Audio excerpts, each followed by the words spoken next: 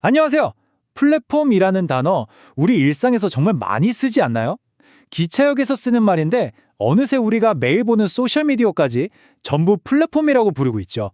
도대체 어떻게 이 한 단어가 이렇게나 많은 뜻을 가지게 된 걸까요? 오늘 저랑 같이 이 단어 속에 숨어있는 진짜 의미, 그 미묘한 뉘앙스들을 하나하나 파헤쳐보겠습니다. 자, 오늘 우리가 함께 떠날 여정입니다. 먼저 플랫폼의 가장 기본, 그러니까 물리적인 의미에서 출발해서요.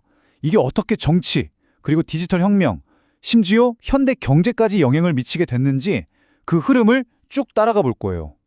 마지막에는 헷갈릴 수 있는 비슷한 단어들이랑 비교하면서 차이점도 확실하게 짚어드릴게요. 좋습니다. 그럼 첫걸음부터 시작해 볼까요? 플랫폼 하면 여러분은 어떤 그림이 가장 먼저 떠오르세요? 아마 많은 분들이 생각하시는 바로 그 이미지, 물리적인 구조물로서의 의미부터 한번 살펴보겠습니다. 사실 플랫폼은요, 평평한 형태를 뜻하는 프랑스어에서 왔다고 해요. 이 어원 하나만 딱 기억해도 왜 기차역의 그 승강장을 플랫폼이라고 부르는지 바로 감이 오시죠? 말 그대로 평평하게 솟아오른 구조물이라는 뜻입니다. 여기서 우리가 꼭 붙잡고 가야 할 핵심 이미지가 하나 있어요. 바로 어떤 활동을 할 수 있게 받쳐주는 안정적이고 살짝 높은 기반이라는 느낌입니다. 이 개념이 앞으로 우리가 만나게 될 모든 추상적인 의미들의 출발점이 되거든요. 그러니까 꼭 기억해 주세요. 자, 예문을 한번 볼게요. 제가 천천히 한번 읽어보겠습니다. The train arrived at platform number 3. 기차가 3번 승강장에 도착했다. 우리한테 정말 익숙한 문장이죠? 여기서 플랫폼은 기차를 타고 내리는 활동을 위한 아주 명확한 물리적인 공간, 바로 그 승강장을 의미하는 겁니다. 그런데 이 눈에 보이는 물리적인 기반이라는 개념이 어떻게 눈에 보이지 않는 생각의 영역으로 넘어갈 수 있었을까요? 지금부터 플랫폼이 어떻게 아이디어나 정치를 위한 무대가 되는지 그 과정을 한번 따라가 보겠습니다. 이게 참 재미있는데요. 사람들 앞에 높이 솟은 기반이라는 이 물리적인 그림이 정치적인 신념을 표현하는 비유로 아주 딱 들어맞게 쓰이기 시작한 거예요. 우리가 정강이나 정책 강령이라고 부르는 폴리티컬 플랫폼이 바로 그겁니다. 이렇게 한번 상상해 볼까요? 연설가가 단상 위에 올라서야 사람들이 주목하고 연설을 들을 수 있잖아요. 그것처럼 정치강령이라는 플랫폼은 한 정치인의 핵심 생각들을 하나로 묶어서 유권자들 눈에 잘 보이게 만들어주는 역할을 하는 거죠. 말 그대로 생각을 위한 단상인 셈이에요. 예문을 같이 보시죠.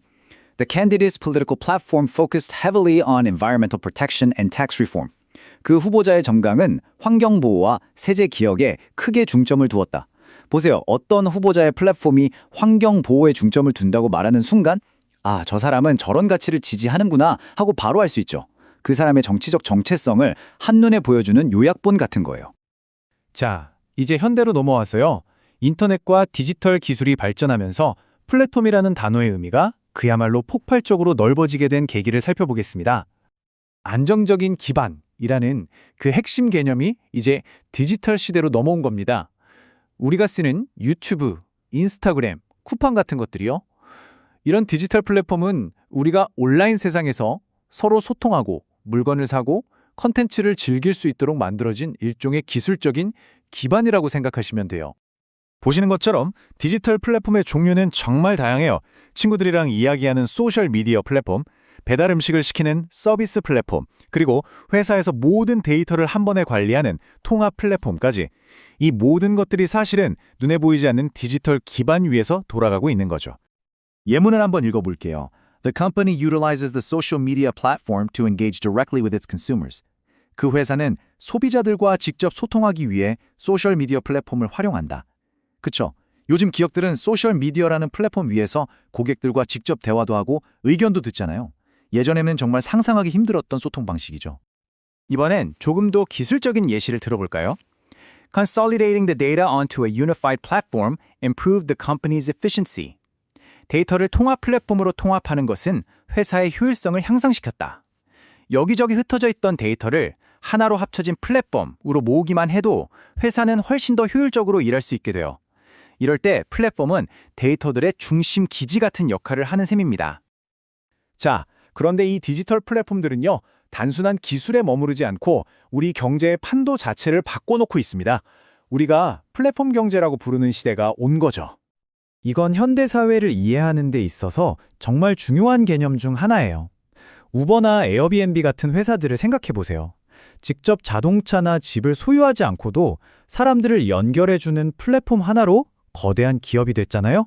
바로 이런 경제 시스템을 말합니다. 이 플랫폼 경제는 마치 동전의 양면 같아요. 한쪽 면을 보면 소비자와 공급자를 놀라울 정도로 효율적으로 연결해주는 혁신이 있죠. 하지만 다른 쪽 면을 보면 배달 라이더분들의 고용 안정성 문제처럼 새로운 사회적 고민거리를 던져주기도 합니다. 예문을 보면 그 중요성이 더 와닿으실 거예요. The rise of the platform economy has led to new debates about worker classification and labor rights. 플랫폼 경제의 성장은 근로자 분류 및 노동권에 대한 새로운 논쟁을 불러일으켰다. 바로 이 지점 때문에 우리가 플랫폼 경제라는 말을 꼭 알아야 하는 겁니다. 이건 단순히 새로운 사업 모델을 넘어서 오늘날 우리 사회의 노동의 미래를 둘러싼 아주 뜨거운 논쟁의 한가운데에 있는 단어거든요.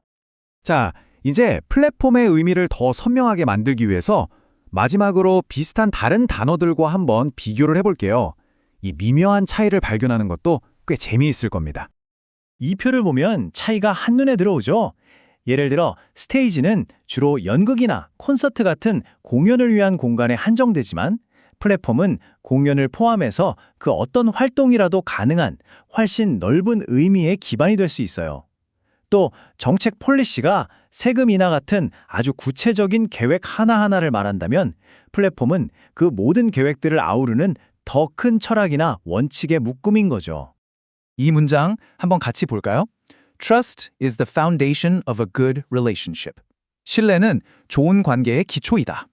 왜 여기서는 플랫폼이 아니라 foundation을 썼을까요? 플랫폼이 어떤 활동을 위한 기반이라면 foundation은 관계처럼 눈에 보이지 않는 것의 가장 근본적이고 깊숙한 뿌리, 그 기초를 의미하기 때문이에요. 뉘앙스가 확실히 다르죠? 자, 오늘 이야기의 핵심, 딱 한 문장으로 정리해 드릴게요.